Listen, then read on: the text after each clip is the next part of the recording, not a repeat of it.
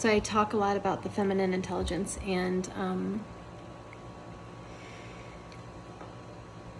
so the feminine intelligence is the intelligence of the gut, the intuition. It's the intelligence of the subtle and the complex, and the embodiment and the unknown,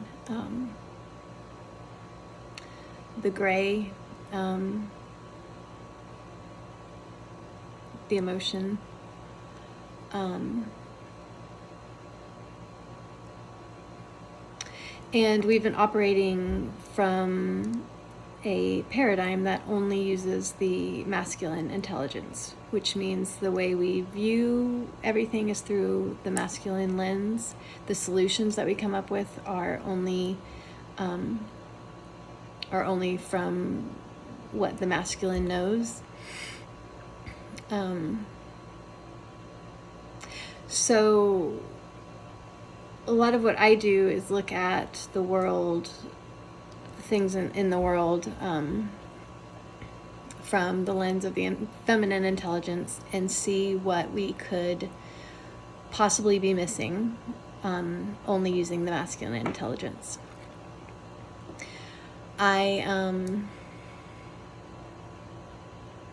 I've been thinking a lot about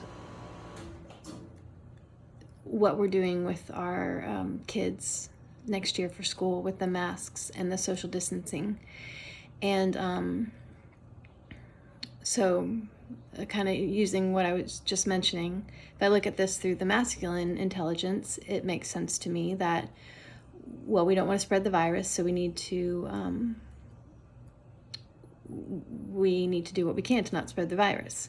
And then that would lead me to well, maybe a mask is a good idea, because it closes off germs from getting in and going out. Like,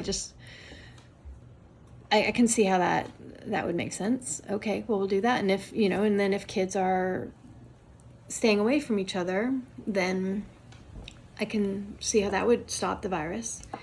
And then if they do more education on the screen, well, then that would help stop the virus, and that would okay, so let's do that. That sounds like a plan. So we'll do that. So looking at this from the feminine intelligence, so we have the solution of the mask and the social distancing and the more screen time. So coming from a feminine intelligence perspective, I would look at what I know from this side, and I would say, okay, but I also know that shallow breathing causes anxiety, because I know I'm not really that big into meditation, like as far as like being like a guru or instructor or anything. It's just I'm just like a human trying to meditate more. That's my expertise level. But any person I've ever heard talk about breathing, like we talk about how when it's shallow, it creates a certain effect in our brain, in our body, making our body more anxious and making our brain more kind of negative, or just like disconnected. And so, okay, so I don't know. I don't know if, putting a mask on a kid is for 6, 7, 8 hours is a big, I don't know, like maybe from that perspective of lowering the shallowness, or making the breathing more shallow, maybe that's something we don't want to do. Maybe, okay.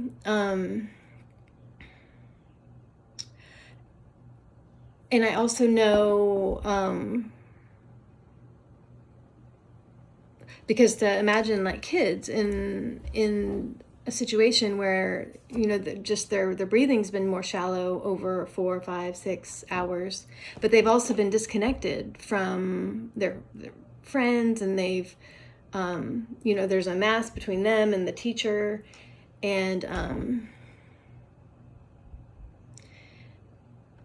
And so, but the effect is slow. It's not like anyone's going to put on a mask and immediately fall over. Like if a mask is going to be harmful, it's going to be harmful from the perspective that just like over time, wearing it too much, because the human body can survive, like a minute with a mask on or an hour, but it's the subtle decline over time. And how will that affect children, especially if they're going 6, 7, 8 hours a day, Monday, Tuesday, Wednesday, Thursday, Friday?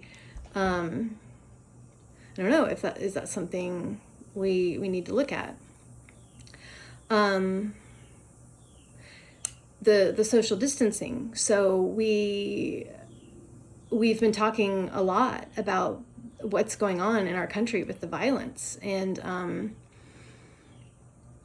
then from the feminine and intelligence perspective, I look at the connection between teaching our children to even further override their ability to connect naturally with others. I already feel like we just have a culture of that, but we're going to take a step further and separate them. And not only that, but train their mind to just subconsciously always stand away from people. And then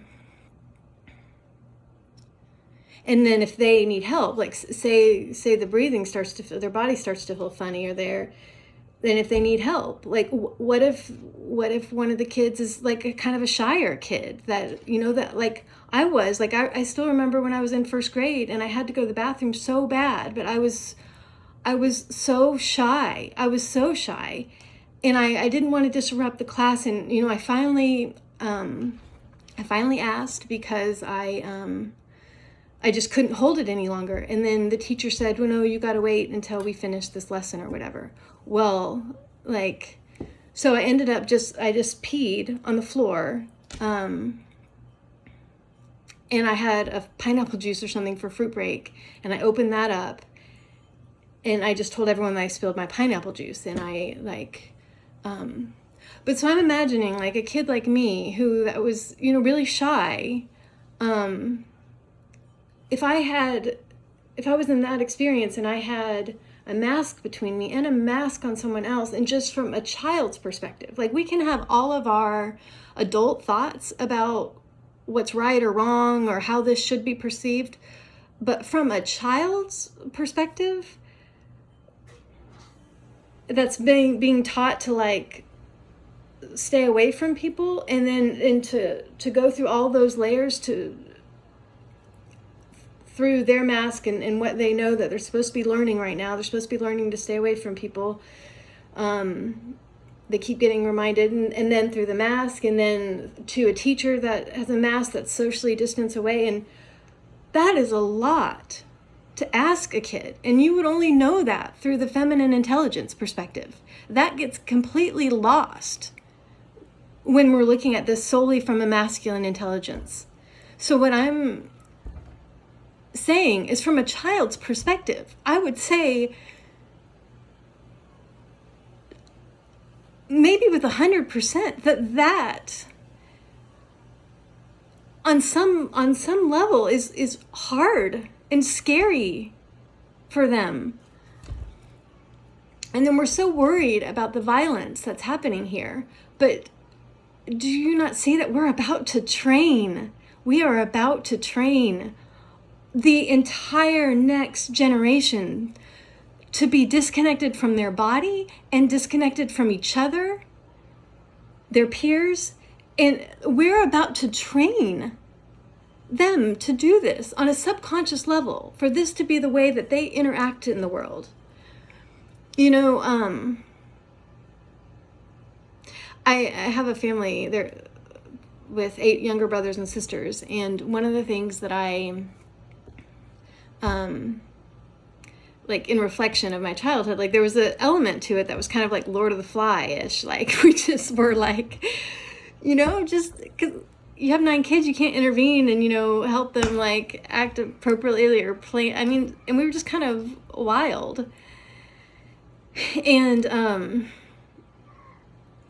I realize now how that like has kind of carried through. Like there was this wildness in me that like was never quite completely shut down. And so I'm able to like access it. Now after doing a lot of work, I'm able, to access that. And I think that was kind of an extreme example, but when kids, when their experience is to learn to like separate and control and program their next thought, like, am I supposed to interact with this person? Am I supposed to look at them? Am I supposed to when we're programming them to do something much different, we're creating a violent society, not because our children are violent, but because that is what creates violence, is the disconnect, the inability to connect with someone's humanity. That is what causes violence, no matter what form of it. But that is what causes violence, and we are about to train our children to act in a violent way. Not because our kids are violent, not because this is what we're like, but this is just what will happen. We are programming children to override their humanity, which is their connection to their breath and their connection to other people. We are programming them to override their humanity. So that perspective comes from the feminine intelligence. And then you add on the more screen time, doing it through more screen time. Well, what parent in America thinks their child needs more screen time? I mean, like, I mean, it is hard. It's hard to do what we're doing now, right? I mean, it's hard to raise kids in this like fast pace, and like you got a million things going on and you got your own stuff. I mean, like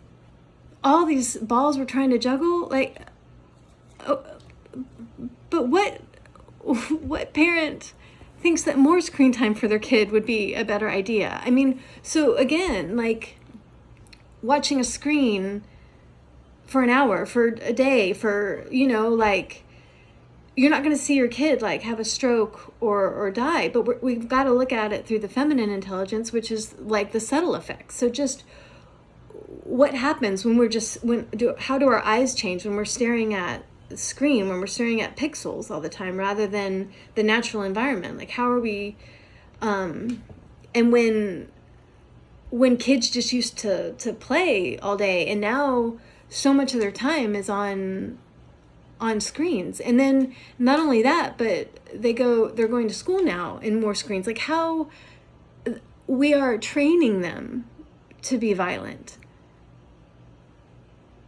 by not giving space for their humanity. And I am in no way, there is no part of me that wants to pass on the virus, to make the virus a bigger problem. And if I don't, of course, that's not what I want. That's not what anyone wants.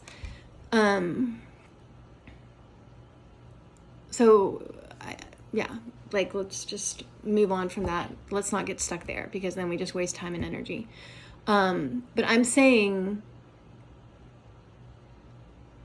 we need to look at this other side, and we need to bring in the feminine intelligence and how the feminine intelligence might be viewing what's about to happen with our schools.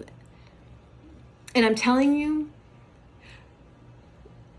we want a better world, and we are fighting, and there's a lot happening now, and we want a different world for our children.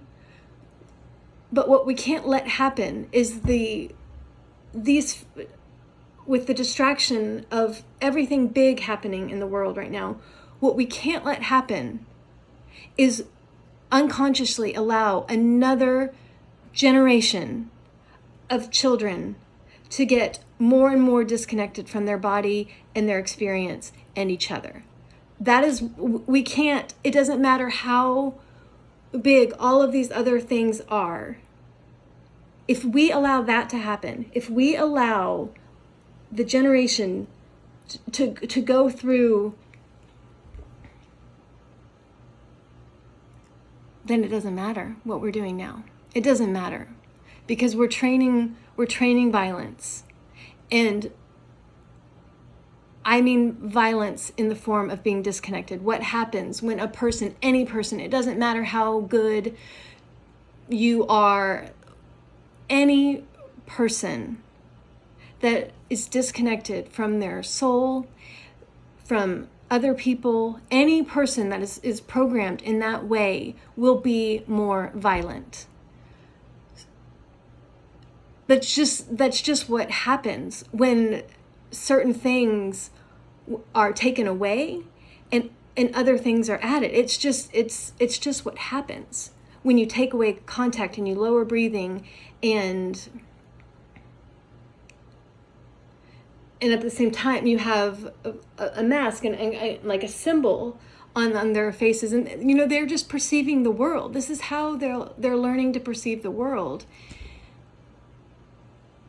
So I'm just saying this, we can't afford to look at things just through a masculine intelligence anymore. Like, and I believe, like I said, this is an intelligence for all humans, but I do believe women are biologically more able to access this intelligence. And so when this intelligence has gone dormant for ever, my hope is in women, because I believe that women have a quicker access to this intelligence. And we have to bring it to the surface, because we are making decisions solely from a masculine intelligence, and it is repeating the cycle over and over and over again, and no healing is happening. So that is what I'm talking about.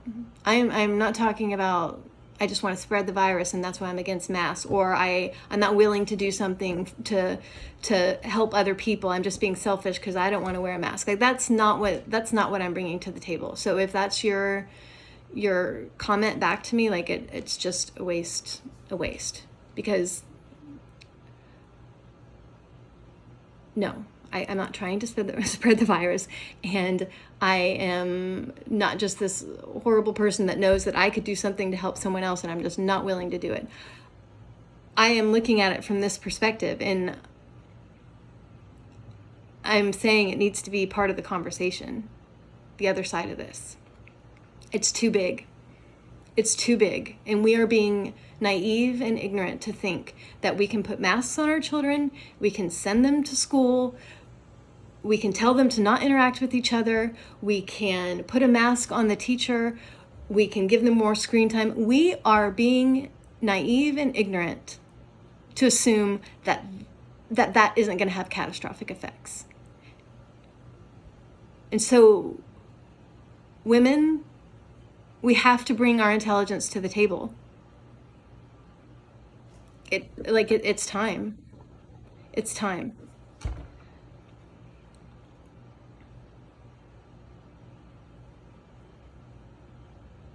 It's just time.